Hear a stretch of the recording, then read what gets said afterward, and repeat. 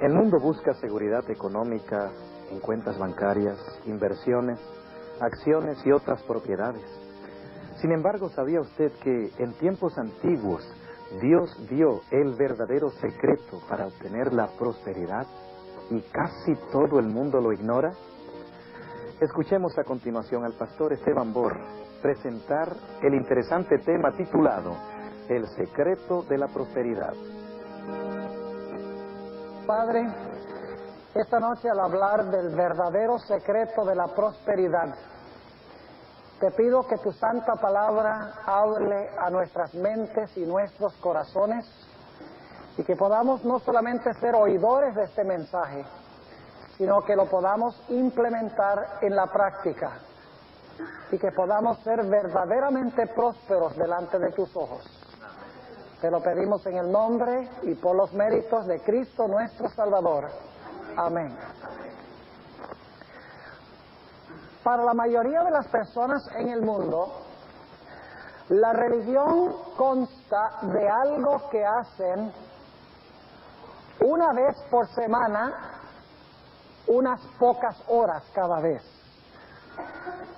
La religión de la mayoría de las personas consiste en ir tal vez a la iglesia por un máximo de 3 horas un día a la semana. Pero la Biblia nos dice que la religión no es una parte de nuestra vida, la religión debe ser nuestra vida en su totalidad. La verdadera religión tiene que ver con la forma en que nosotros empleamos nuestro tiempo. Tiene que ver con la forma en que nosotros empleamos nuestros talentos. Tiene que ver con la forma en que empleamos nuestro cuerpo. Y finalmente tiene que ver con la forma en que nosotros empleamos las posesiones o el dinero que nos ha dado Dios. ¿Saben ustedes que nuestro Señor Jesucristo habló más de un tema que de cualquier otro tema? Posiblemente ustedes estén pensando que Jesús habló más del amor que sobre cualquier otro tema. O posiblemente habló más de la fe que cualquier otro tema. Pero no es así. Si ustedes miran las parábolas y las enseñanzas de Jesús, van a descubrir que Jesús tuvo más que decir en cuanto a la forma que nosotros administramos nuestro dinero que sobre cualquier otro tema. El Señor Jesucristo bien entendió que donde está nuestro tesoro, allí estará también nuestro corazón. O como lo dijera el apóstol San Pablo, el amor al dinero es la raíz de todos los males.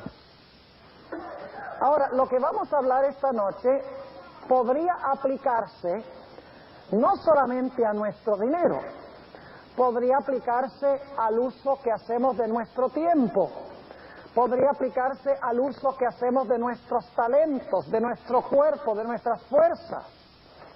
Pero esta noche vamos a hablar específicamente de 4 principios que nos ha dado Dios que debemos implementar en nuestra perspectiva en cuanto a nuestras posesiones materiales o en cuanto al uso del dinero o el tesoro que Dios nos ha concedido.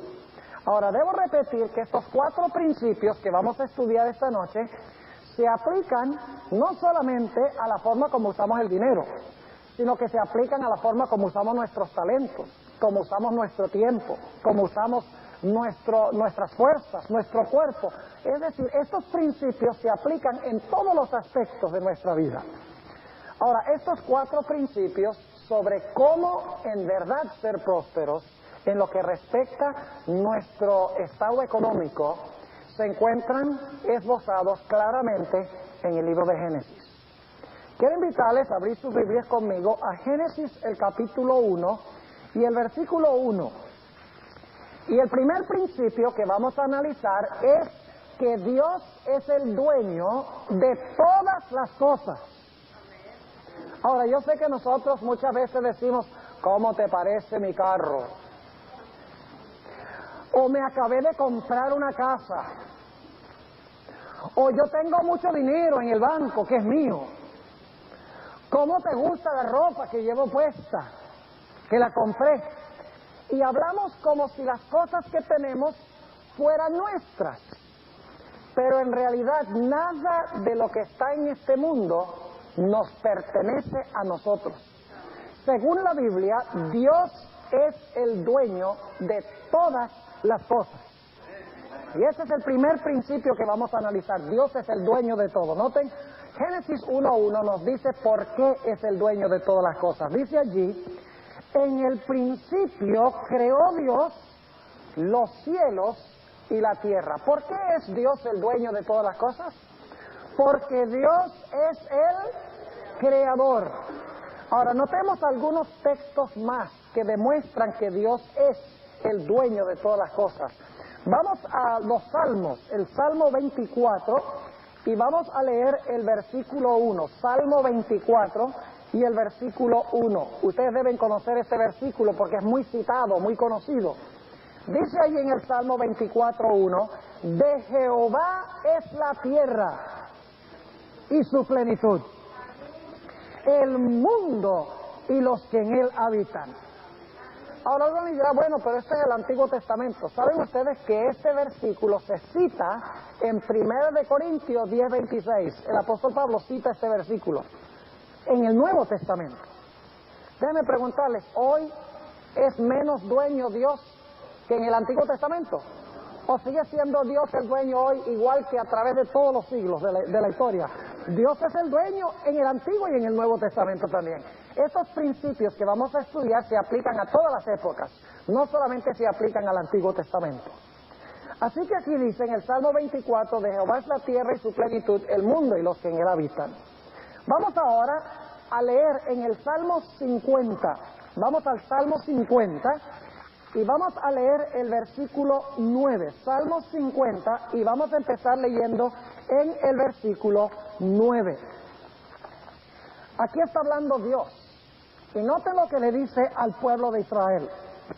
No tomaré de tu casa becerros, ni machos cabríos de tus apriscos, porque mía es toda bestia del bosque, y los millares de animales en los collados. Conozco todas las aves de los montes, y en mi poder están las fieras del campo. Si yo tuviese hambre, no te lo diría a ti, porque mío es el mundo y su plenitud. Si Dios tuviera hambre, Él no nos va a decir yo tengo hambre, porque todo lo que hay en este mundo ya es de Él. Ahora notemos lo que dice el Salmo 95 y el versículo 5. Salmo 95 y vamos a leer el versículo 5. Ahí nos expresa el mismo principio de que Dios es el dueño de todas las cosas. Dice lo siguiente: suya también la mar, pues Él la hizo. ¿Por qué pertenece el mar a Dios? Porque Él lo hizo. Y dice, y sus manos formaron la seca. Ahora yo pregunto, ¿de dónde o de quién más bien es nuestro dinero? Vamos al libro de Ageo. Es un librito medio difícil de conseguir porque es un librito que está en el Antiguo Testamento, pequeñito, pero vamos a ver si lo conseguimos. El libro de Ageo, que se encuentra después de Sofonías, eso no le va a ayudar mucho porque Sofonías también es un libro chiquito, pero vamos al libro de Ageo, el capítulo 2 y el versículo 8, es antes de Zacarías, ya llegando al final del Antiguo Testamento. Dice en Ageo 2:8, y aquí está hablando Dios, mía es la plata y mío el oro, dice Jehová de los ejércitos. Ustedes dirán, bueno, pero allí no dice de quién son los billetes. Bueno, el hecho es que los billetes todos están respaldados por oro, por si acaso no lo sabían. Y por eso es que el dólar está tan devaluado, porque no hay suficiente oro para respaldarlo. ¿A quién pertenece entonces nuestro dinero? Pertenece a Dios. Así que no podemos hablar de mi plata, no podemos hablar de mi dinero, porque el dinero es de Dios. Ahora yo pregunto, ¿de quién es nuestro cuerpo? Vamos a notar lo que dice Primera de Corintios, el capítulo 6, y vamos a leer los versículos 19 y 20. Primera de Corintios 6, 19 y 20. ¿Saben que muchas personas hoy en día, específicamente la gente las mujeres que quieren hacerse abortos? Y dicho sea de paso, yo tengo una posición muy clara en cuanto al aborto. El aborto es un asesinato. El aborto es pecado, porque se está matando una vida, una persona. Pero las personas que practican el aborto dicen, yo puedo hacer lo que a mí me venga en gana con mi cuerpo. Lo que ellos ignoran es lo que dice en 1 Corintios 6, 19 y 20. Noten lo que dice. ¿O ignoráis que vuestro cuerpo es templo del Espíritu Santo, el cual está en vosotros, el cual tenéis de Dios y que no sois vuestros? Porque comprados sois por precio. Glorificad pues a Dios en vuestro cuerpo y en vuestro espíritu, los cuales son de Dios. ¿De quién es nuestro cuerpo? ¿De quién es nuestro espíritu? Que para el apóstol Pablo significa la mente. ¿De quién es? Es de Dios. Ahora vamos a 1 de Timoteo, el capítulo 6 y el versículo 7. 1 de Timoteo 6, 7. Aquí el apóstol Pablo nos enuncia una gran realidad. 1 de Timoteo 6, 7. Dice el apóstol Pablo, porque nada hemos traído a este mundo, y sin duda nada podremos sacar. ¿Cuánto trajeron ustedes cuando entraron a este mundo? Ni la ropa que tienen puesta. ¿Y cuánto se van a llevar cuando salgan a este mundo a través de la muerte? Nada. Una vez hablaba con una persona, me dijo, si me voy a llevar algo, me voy a llevar la ropa que le pongan al cadáver. Y le dije, de mucho te va a servir eso, porque últimamente esa ropa se corrompe con el cuerpo. Es decir, mientras Dios nos da la vida, tenemos. Cuando ya no tenemos vida, no tenemos. Sin nada vinimos al mundo y sin nada nos vamos del mundo.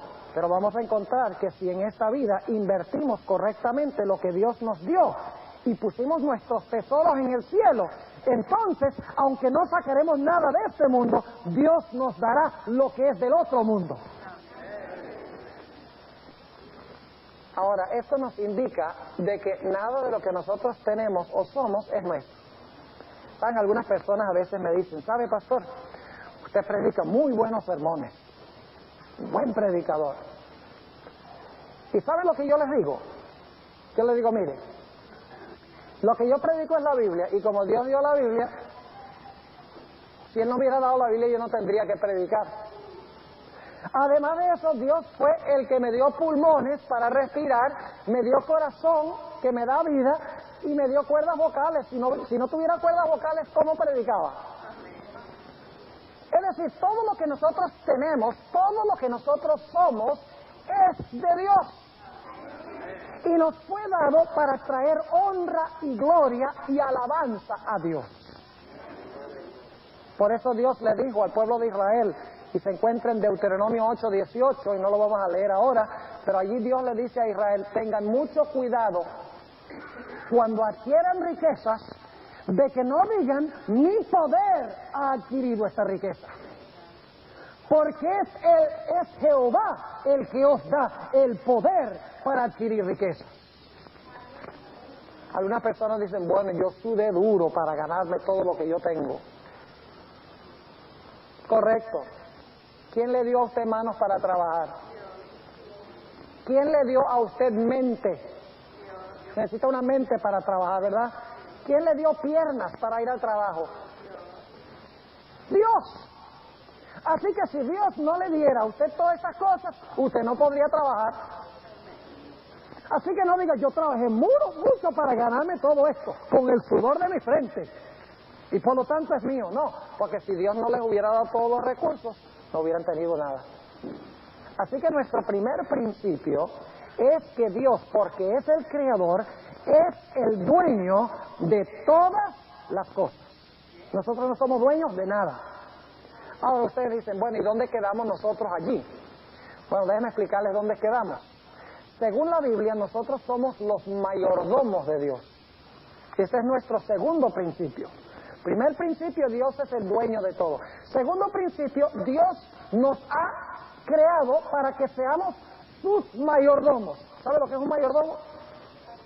Yo sé cuando yo viví en Colombia que habían personas muy adineradas que tenían su casa en la ciudad, porque trabajaban en la ciudad, pero tenían por allá un rancho, ¿verdad?, en el campo, bien bonito, una casa así bien hermosa, grande, con mucho terreno, etcétera. ¿Y a quién ponen para cuidar esa casa en el campo?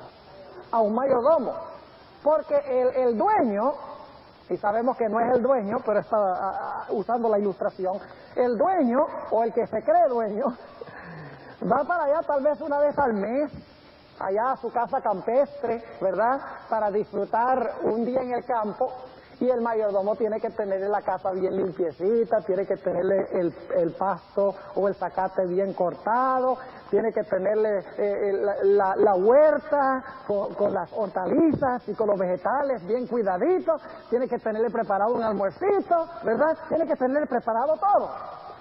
Pero el mayordomo es el dueño. No, el mayordomo es el administrador del dueño. Es el que administra, cuida lo que pertenece al dueño. Ahora, el mayordomo puede usar prácticamente todo lo que está allí. Puede vivir en la casa, puede comer de la huerta, puede disfrutar jugando fútbol en el campo, puede hacer todo lo que él quiera en ese lugar. Pero no es el dueño, es el administrador. Es el que maneja la propiedad de otro. Ahora, notemos que en Génesis Dios colocó al hombre como mayordomo. Noten lo que dice Génesis 1 y el versículo 26. Génesis, el capítulo 1 y el versículo 26.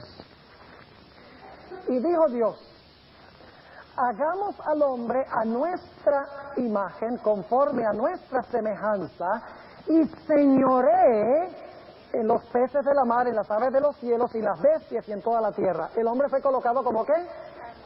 Como señor de las aves y de los peces y de las bestias, de todo lo que anda sobre la tierra. ¿Pero era dueño? No, era el administrador. Ahora noten lo que dice Génesis 2.15 sobre este punto. Dice ahí en Génesis 2.15, tomó pues Jehová Dios al hombre y le puso en el huerto del Edén para que lo labrara y lo guardase. Dios colocó entonces a Adán y Eva como ¿qué? Como mayordomos, para cuidar lo que era del dueño, para cuidar el jardín y el mundo que pertenecía a Dios. Ahora, ¿qué características debe tener un buen mayordomo? Según 1 de Corintios 4:2, un buen mayordomo primeramente es fiel. No hay nada más hermoso que un mayordomo fiel.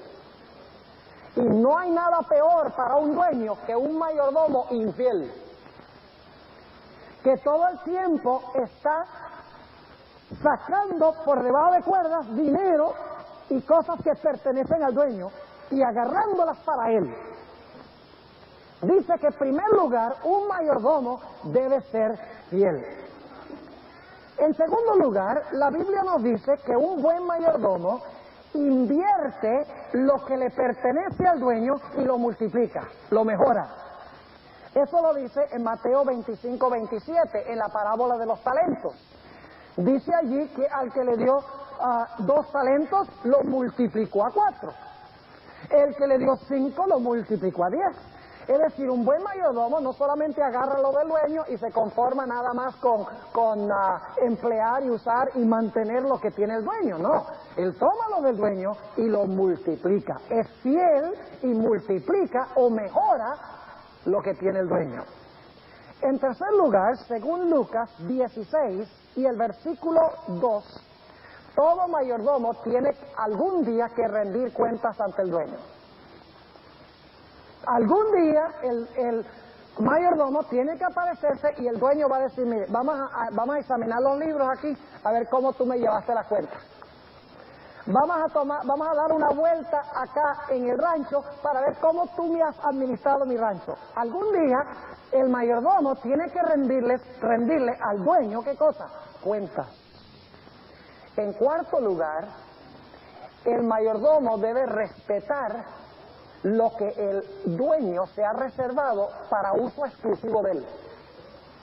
¿Saben ustedes? Yo no sé si es así, me imagino que la mayoría de ustedes vienen de México, pero yo nada más puedo hablar de Colombia y Venezuela porque allí fue donde yo viví muchos años y aprendí español, mis padres fueron misioneros allá. Pero yo sé que en Colombia los dueños de ranchos o de fincas allá en el campo, cuando emplean a un mayordomo, hay cierto cuarto en la casa que el mayordomo ni entra allí. Porque ese cuarto es nada más para uso exclusivo del dueño. Yo no sé si eso pasa también en México, pero yo sé que en Colombia sí. Un cuarto de la casa que solamente el dueño entra allí, solamente el dueño lo usa, solamente el dueño duerme allí. El mayordomo no puede, el administrador no puede. Es decir, que un buen mayordomo respeta la porción que el dueño se ha reservado para uso exclusivo de él. Saben que tenemos un ejemplo de esto en Génesis 39, con la historia de José.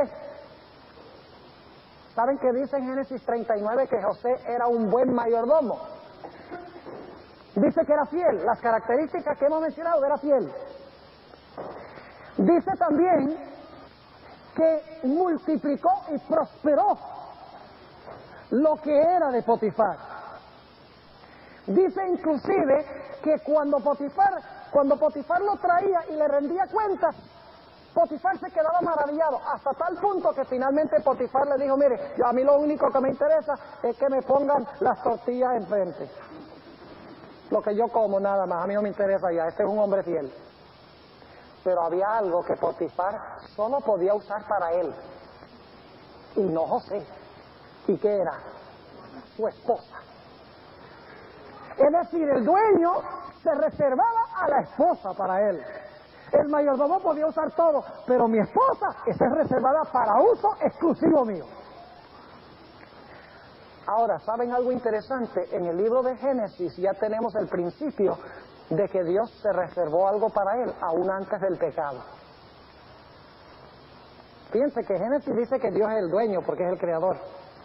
Dice que Dios colocó al hombre como mayordomo, para cuidar lo que es de Dios. Pero Génesis también dice que hubo algo que Dios se reservó para uso exclusivo de él, o sea, un árbol. Donde Dios le dijo al hombre, de todos los árboles del huerto comerás, todos los animales jugarás con ellos. Tú puedes emplear todo lo que yo hice, tú lo puedes emplear. Pero hay un arbolito que yo no quiero que tú comas de ese árbol. Ese árbol es exclusivamente del dueño. Pregunto entonces, aún en el libro de Génesis hay una porción que Dios se reservó para él. ¿Debía el hombre respetar lo que Dios se había reservado para él? Claro que sí. Ahora quiero preguntarles, ¿Dios hoy en día todavía es del dueño de todo lo que nosotros disfrutamos? ¿Todavía somos sus mayordomos? ¿Somos sus mayordomos, sí o no? Claro que sí. ¿Hay alguna porción que Dios se ha reservado de nuestras posesiones y de nuestro dinero que es exclusivamente para Él? ¿Cómo se llama eso? El 10%. 10% de nuestras entradas, Dios ha dicho, eso no es para uso tuyo, eso es exclusivamente para devolvérmelo a mí. Y así tú vas a reconocer que yo soy el dueño.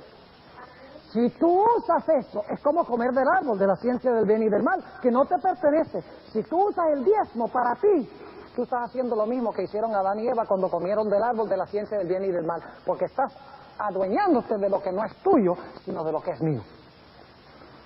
Ahora, hablemos un poquito del diezmo. Fíjense cómo el principio del diezmo está en el Edén antes del pecado.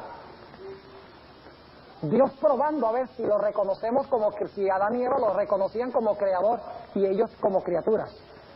La forma era respetando lo que pertenecía a Dios.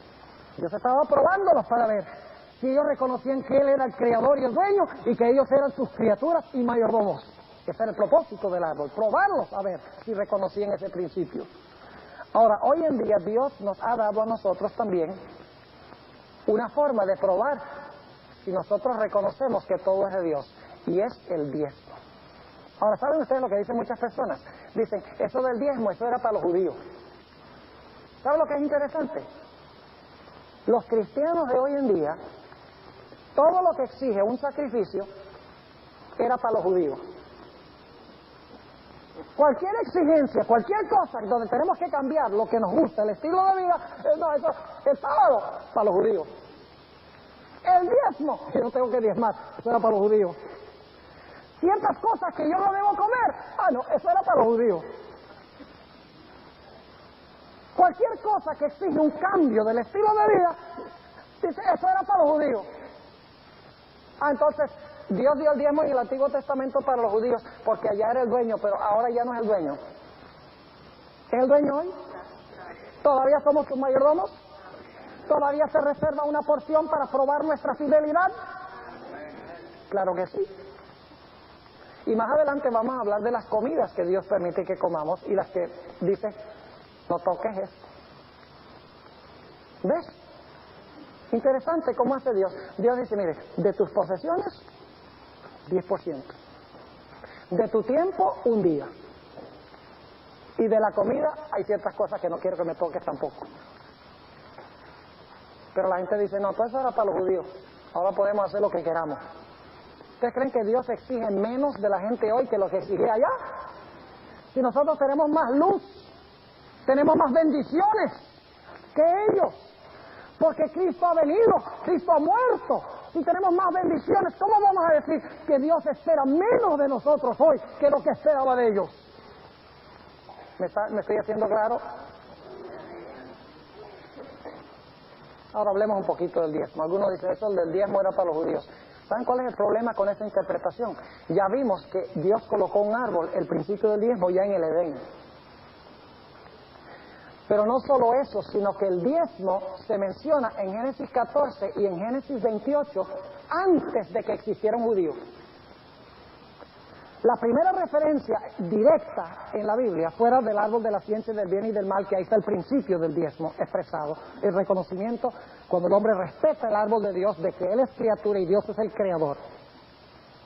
Pero la primera referencia explícita al diezmo es en Génesis 14 y el versículo 20. Vamos allí un momentico. Y aquí no existía ningún judío, porque está en la época de Abraham. Israel viene, tenemos Abraham, Isaac, Jacob. Jacob es Israel ya, porque se le cambia el nombre a Israel. Pero el pueblo de Israel no viene sino hasta que Jacob tiene 12 hijos, más adelante. Así que en Génesis 14, los israelitas no estaban ni en proyecto todavía. Bueno, sí estaban en proyecto, pero no existían. Note lo que dice Génesis, el capítulo 14. Está hablando de la experiencia de un hombre llamado Melquisedec. Dice allí, en el capítulo 14, ustedes saben que Abraham había salido a luchar contra los reyes que habían secuestrado a Lot y se habían llevado varias de las posesiones de las ciudades de Sodoma y Gomorra, de las ciudades circundantes. Abraham fue y luchó con ellos y recuperó lo que ellos habían robado, y ahora cuando regresa se encuentra con un personaje llamado Melquisedec, que es sacerdote del Dios vivo. Y noten lo que sucede, Génesis 14 y el versículo 20. Y bendito sea el Dios alto, que entregó tus enemigos en tu mano, y diole a Abraham los diezmos de todo. ¿Y por qué se los dio? Noten el versículo 19. Y bendíjole y dijo, es decir, Melquisedec bendice a Abraham, y bendíjole y dijo, bendito sea Abraham del Dios alto, poseedor de los cielos y la tierra. ¿Por qué fue que le devolvió el diezmo? Porque reconoció que Dios era el poseedor o el dueño del cielo y la tierra. Así que el diezmo existió antes del Sinaí, antes de los judíos. Vamos a notar también Génesis 28, cuando Jacob está huyendo de su casa, tiene un sueño, ve una gran escalera que está entre el cielo y la tierra, y encontramos que cuando Dios le da este sueño, Jacob hace una promesa. Génesis, el capítulo 28, y vamos a leer empezando en el versículo 20. E hizo Jacob voto, diciendo, si fuere Dios conmigo, y me guardare en este viaje que voy, y me diere pan para comer y vestido para vestir, y si tornare en paz a casa de mi padre, Jehová será mi Dios. Y esta piedra que he puesto por título será casa de Dios. Y de todo lo que me dieres, el diezmo lo he de apartar para ti. Eso es antes de los judíos. Y ya Jacob estaba diezmando. Ya Abraham estaba diezmando. Ya en el huerto del Edén, Adán y Eva, al no comer del árbol, estaban diezmando. Porque no estaban usando lo que Dios se había reservado para él. Ahora, es cierto que más adelante Dios le dio al pueblo de Israel el principio del diezmo. Eso no cabe duda. Pero no se lo dio exclusivamente al pueblo de Israel. Ahora, hablemos un poquito del diezmo como Dios se lo dio al pueblo de Israel. Ustedes saben que cuando el pueblo de Israel salió de Egipto eran 12 tribus. Cuando Dios los metió en Canaán, a cada una de las tribus les dio una herencia en la tierra prometida. Es decir, cada tribu recibió su parcela de tierra y entonces lo que hicieron fue subdividir esa parcela entre todas las familias de esa tribu. 11 de las 12 tribus recibieron una herencia, recibieron un trozo de tierra para ellos vivir de la tierra, para tener animales, para producir vegetales, trigo, cebada, etcétera. Pero había una de las 12 tribus que no recibió ninguna herencia. Y esa fue la tribu de Leví. ¿Y saben por qué razón? Porque la tribu de Leví no debía estar andando por allí cuidando animales y sembrando plantas. A ellos se les había encomendado otra tarea de tiempo completo y no debían trabajar en más nada. Por eso Dios no les dio una herencia. Pero Dios le dijo a las otras 11 tribus, les dijo, ahora ustedes lo que van a hacer es traer el diezmo de todo lo que ustedes producen en su tierra, que es el 10%. Van a traer de cada 10 animales, 1. De cada 10 kilos de trigo, 1. De cada 10 kilos de cebada, 1. De cada 10 kilos de uvas, 1. Y me lo van a traer al santuario, y eso va a ser la remuneración de los levitas que los sirven a ustedes en sus necesidades espirituales. ¿Creen ustedes que ese era un buen plan? ¿Saben ustedes que el sistema del diezmo no era un gasto para la gente, sino una inversión? Porque cuando ellos devolvían el diezmo, tenían sacerdotes que ofrecieran ofrendas, que oraran por ellos, que sacrificaran animales por sus pecados, que los visitaran en sus tiendas para satisfacer sus necesidades espirituales.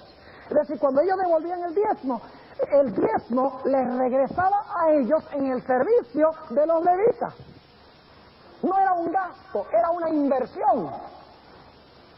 Ahora notemos lo que dice Levítico 27. Y luego vamos a ir a Números 18. Levítico es el capítulo 27, Levítico 27. Y vamos a leer el versículo 30. Vamos a ver cuánto es el diezmo. Dice allí, Levítico 27 y el versículo 30. Y todas las décimas de la tierra, así de la simiente de la tierra como del fruto de los árboles, de Jehová son. Es cosa consagrada a Jehová, las décimas. Es decir, una décima parte es el diezmo. Esto significa que si nos entran $100, debemos devolverle a Dios, ¿qué? $10. Algunos dirán, vaya, tanto que nos pide Dios. $10 de cada 100. Déjenme preguntarles algo. Supongamos que una persona que es multimillonaria decide abrir un negocio y le dice al pastor Romero, le dice, mire, yo quiero que usted me administre este negocio. Yo le voy a dar a usted el edificio, le voy a pagar todas las cuentas de luz, de teléfono, de fax, de internet, le voy a proveer todas las computadoras, le voy a proveer también el personal, le voy a pagar los salarios, Le voy a proveer todo el capital y todo lo que necesita para funcionar ese negocio. Lo único es que cuando termine cada mes, yo quiero que usted se quede con el 90% y a mí me dé el 10%. ¿Cuántos aceptarían tal proposición? ¡Oh, es un negociazo! Pero cuando se trata de Dios, Dios que nos da la vida, nos da la salud, nos da brazos, nos da respiración, nos da piernas, nos da todos los recursos, y Dios dice, devuélveme el 10%. ¡Ay, tanto, Señor! ¡10%!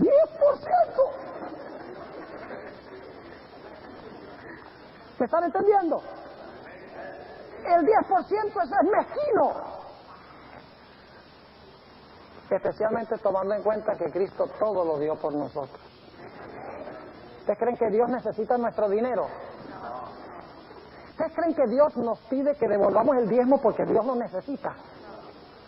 ¿Qué va? Si todo lo que está en el mundo es de Él. El diezmo no es para bien de Dios, es para bien nuestro y para bien de su obra. Para eso lo estableció Dios. Y no es coincidencia de que el diezmo es el 10% y el 10º mandamiento dice no codiciarás. Porque los que no devuelven el diezmo no lo hacen por codicia. Y la codicia es el peor de todos los pecados.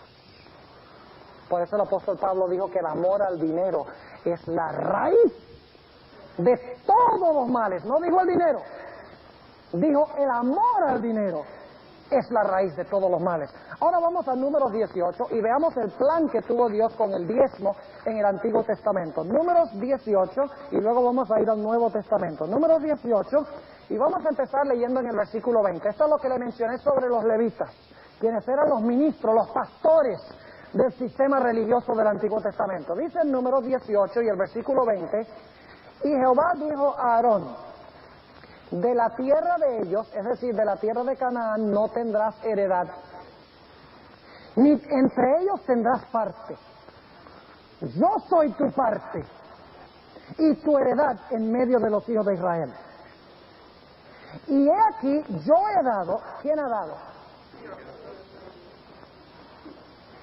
A veces la gente de la iglesia creen que ellos le pagan al pastor. Usted no está pagando a ningún pastor. Usted le está devolviendo el dinero a Dios y Dios le está pagando al pastor. Y digo eso porque algunas personas en la iglesia dicen, si a mí no me gusta lo que predica el pastor, yo no devuelvo el diezmo.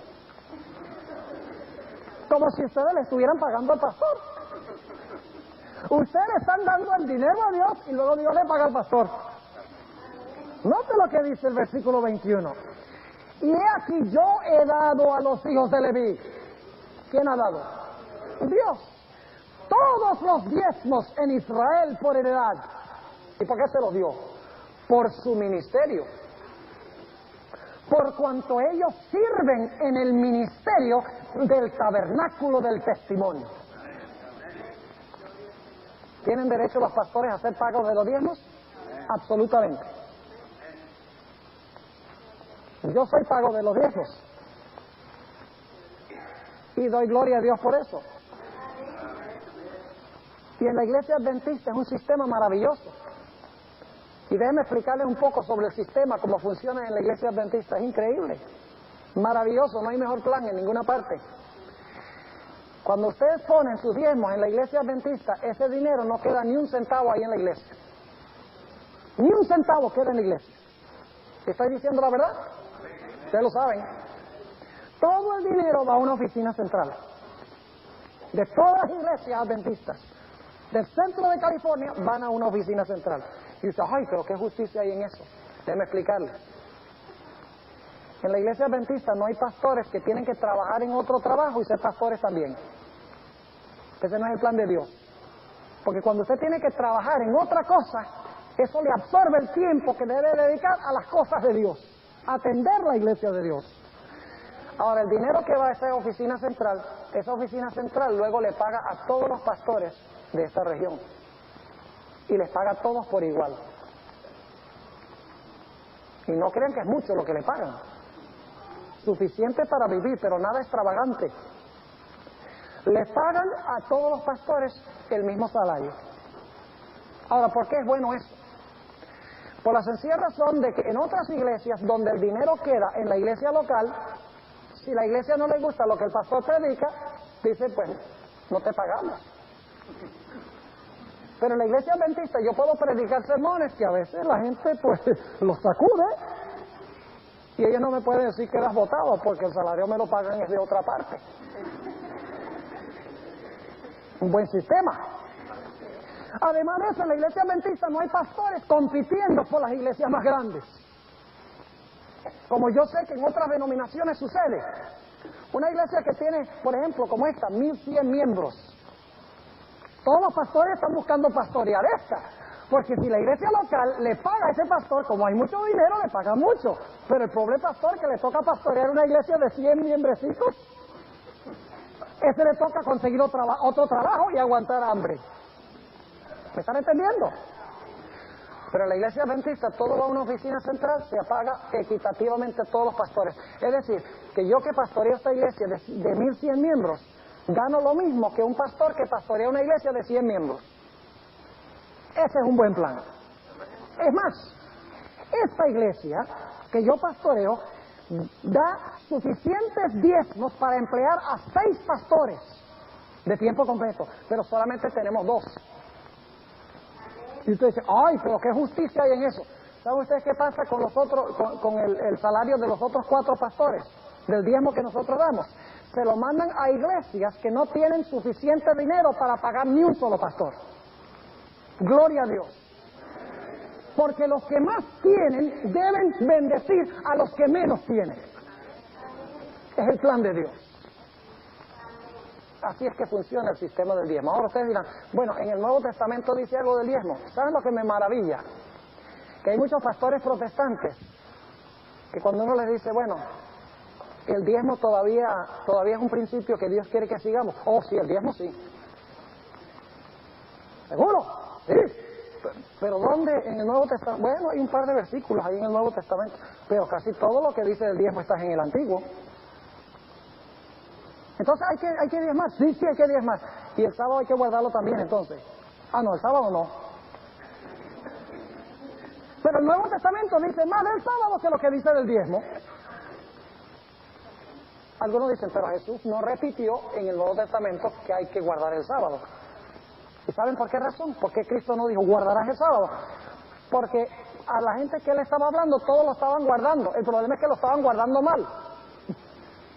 Por eso Jesús sanó en sábado, hizo todas estas cosas en sábado, no para enseñarles que debían guardar el sábado, sino cómo guardarlo. Y lo mismo sucede con el diezmo. Noten Mateo 23 y el versículo 23. Mateo el capítulo 23 y el versículo 23. Jesús está hablando de los fariseos. Fariseos que eran muy legalistas, muy estrictos, que no caminaban sino cierta distancia el sábado, que no sanaban el sábado, que no se miraban en un espejo el sábado, porque de pronto encontraban una cana y se arrancaban la cana y eso era un pecado. No eran leyes bíblicas, eran leyes de ellos. Lo mismo hacían con el diezmo. Noten lo que dice Jesús en Mateo 23 y el versículo 23. ¡Ay de vosotros, escribas y fariseos hipócritas! Porque diezmáis la menta, el eneldo y el comino. Si ustedes son las semillitas más pequeñas que hay. Es decir, ustedes diezman lo más pequeño que hay. Y dejasteis lo que es más grave, o sea, lo más importante de la ley, es a saber, el juicio y la misericordia y la fe. Entonces, lo que necesitamos es juicio, misericordia y fe, y ya no hay que diezmar. No, señor, note lo que dice Jesús en la última parte del versículo. Dice, esto era menester hacer, es decir, tener estas 3 cosas, juicio, misericordia y fe, esto era menester hacer y no dejar lo otro. ¿Me están entendiendo? Ahora, notemos lo que dice el apóstol Pablo en 1 Corintios, el capítulo 9. 1 Corintios, el capítulo 9, y vamos a leer los versículos 13 y 14 para ver si el asunto del diezmo es todavía hoy el plan de Dios. Porque algunos dicen, bueno, hoy el diezmo ya no es plan de Dios. La Biblia dice que sí. Noten lo que dice el apóstol Pablo en 1 Corintios 9, 13. ¿No sabéis que los que trabajan en el santuario, quiénes eran esos? Los levitas. ¿No sabéis que los que trabajan en el santuario comen del santuario? ¿Qué era lo que comían los sacerdotes levitas? ¿De qué comían? De los diezmos que traía la gente. Y que los que sirven al altar, esos son las levitas, ¿verdad? ¿Del altar participan? Ahora escuchen. Así también recomendó el Señor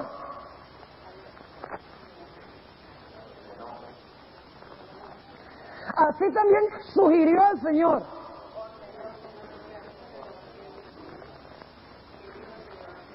ahí no dice recomendó ni sugirió, así también ordenó el Señor a los que anuncian el Evangelio que vivan del Evangelio.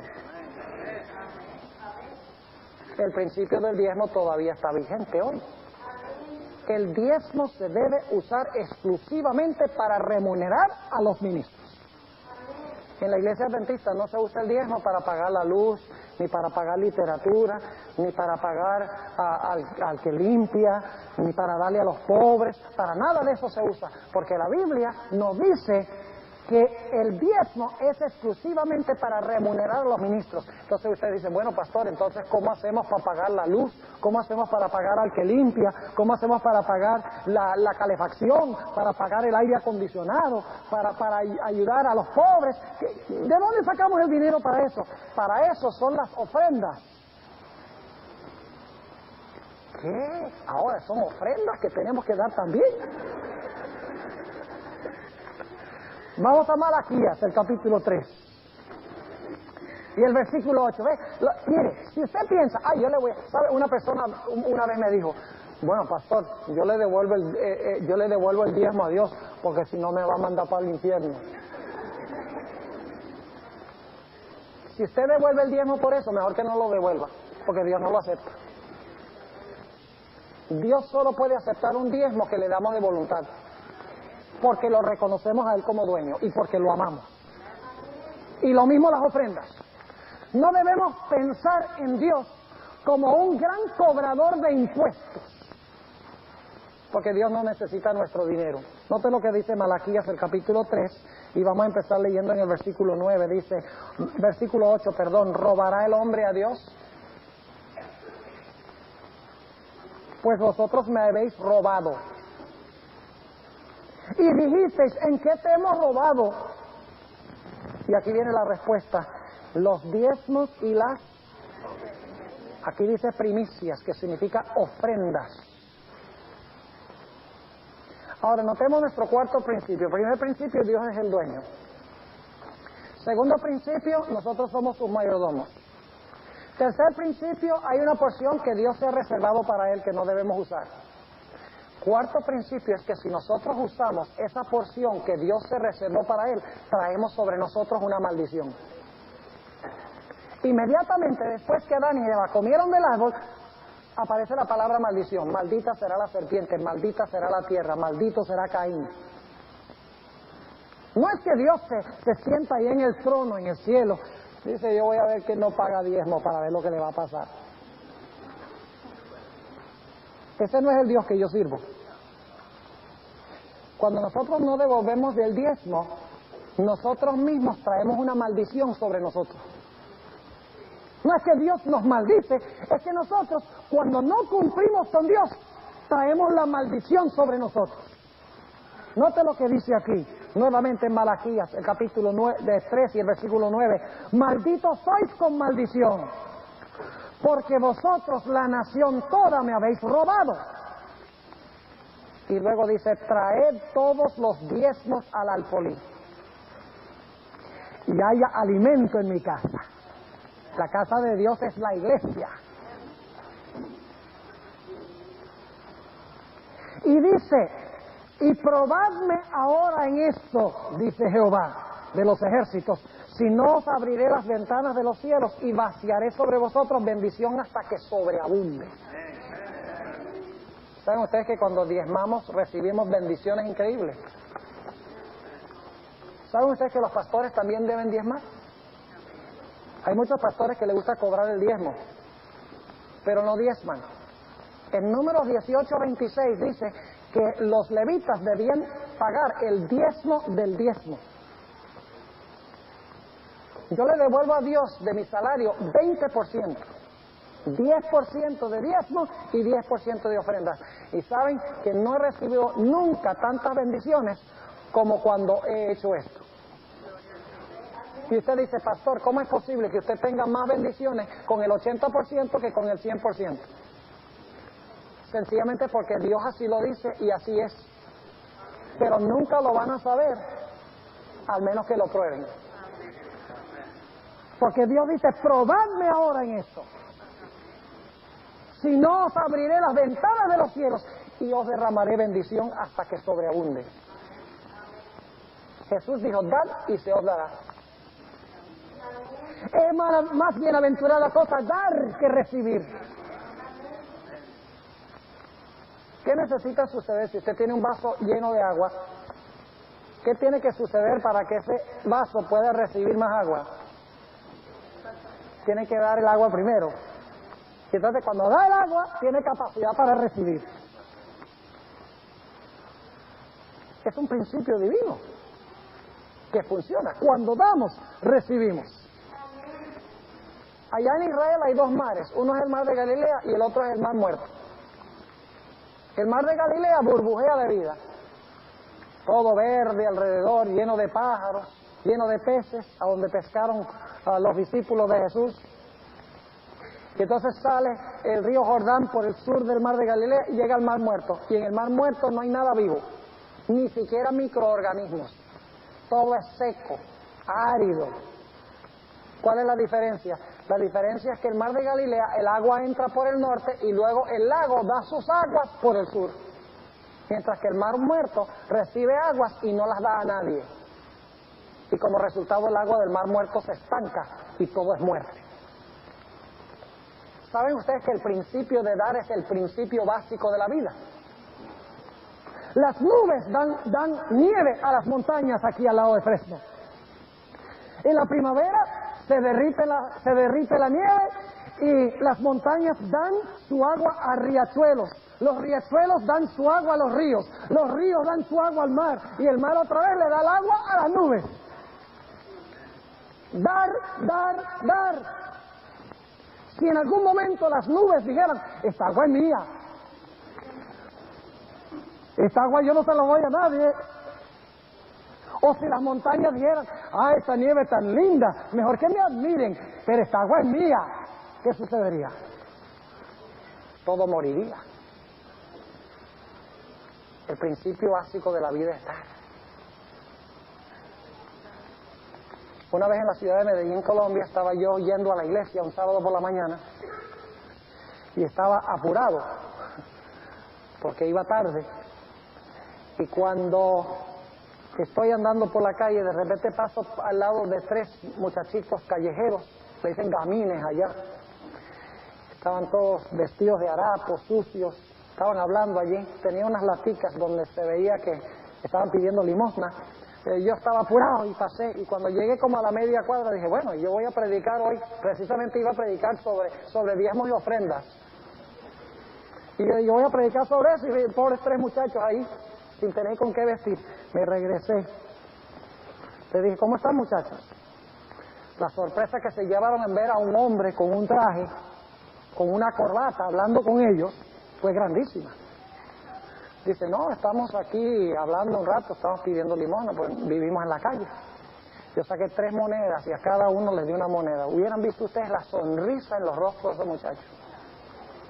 Una sonrisa, pero de oreja a oreja. ¿Saben que yo prediqué un sermón ese día como nunca antes en mi vida? Porque cuando yo le di ese dinero a esos muchachos, el mayor beneficiado fui yo. De ver la alegría de ellos. Porque la vida consiste, en realidad, en traer gozo a los demás. Y cuando traemos gozo a los demás, nos traemos gozo a nosotros mismos. Y concluyo con una historia bíblica. Había una viudita que vivía en una ciudad que se llamaba Sarepta. Esta viudita era tiempo de sequía. 3 años no había llovido. Todo el mundo se estaba muriendo. Estaba recogiendo unos pocos pedacitos de leña para usar el poco de harina y el poco de aceite que tenía para hacer 2 torticas, comerlos ella y el hijo y morirse. Y llega el profeta Elías, el ministro de Dios, le dice a la mujer, búscame agua. Eso era un lujo porque todo era sequía. La mujer dice, bueno, voy a buscarte agua. Cuando se estaba yendo le dice Elías, ay, dicho sea de paso, tráeme a mí una torta de pan primero. Oye, robarle a las viudas, imagínense. El profeta diciendo, tráeme una torta de pan a mí primero. Cuando se van a comer los últimos 2 panes. Tráeme una pequeña torta primero al ministro de Dios. Y luego Elías le da una promesa, le dice, si tú haces eso, no volverá a faltar la harina ni el aceite hasta que vuelva a llover sobre la tierra. ¿Qué hizo la viuda? Le dio la pequeña porción primero al ministro de Dios. Y no escaseó ni la harina ni el aceite hasta que volvió a llover sobre la tierra. La viudita nunca hubiera sabido si funcionaba, al menos si hubiera probado a Dios. Así que es mi esperanza que esta noche nosotros tomemos la decisión de que vamos a ser fieles en diezmarle a Dios, en ofrendarle a Dios, no con el propósito de evitar que seamos castigados, no porque tenemos miedo a la maldición, sino porque en nuestro corazón amamos a Dios y queremos serle fieles.